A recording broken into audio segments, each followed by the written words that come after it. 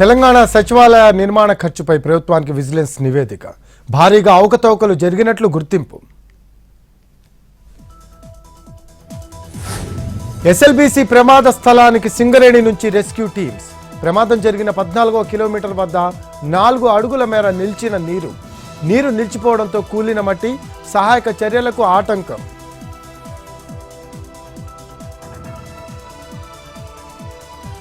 SLBC ప్రమాద ఘటనపై స్పందించిన కేటీఆర్. ప్రమాదానికి బాధ్యులు రేవంత్ రెడ్డేనని విమర్శలు.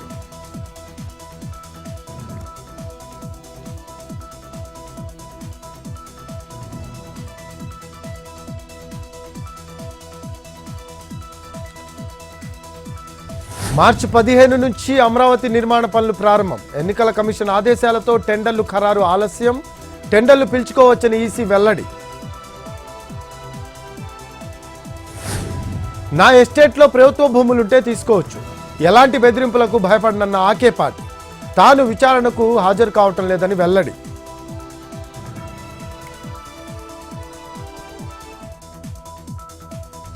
అన్నమయ్య జిల్లాలో గంజాయి ముఠా అరెస్ట్. తనిఖీల్లో 2 లక్షలకు పైగా గంజాయి సీజ్. 3 నిందితులను అదుపులోకి తీసుకున్న పోలీసులు.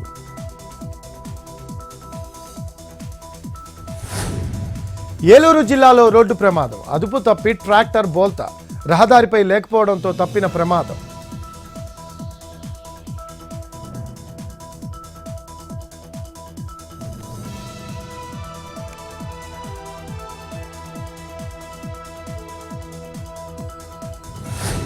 సంగారెడ్డి జిల్లాలో ఇళ్ల మధ్య పేలుళ్ల కలకలం.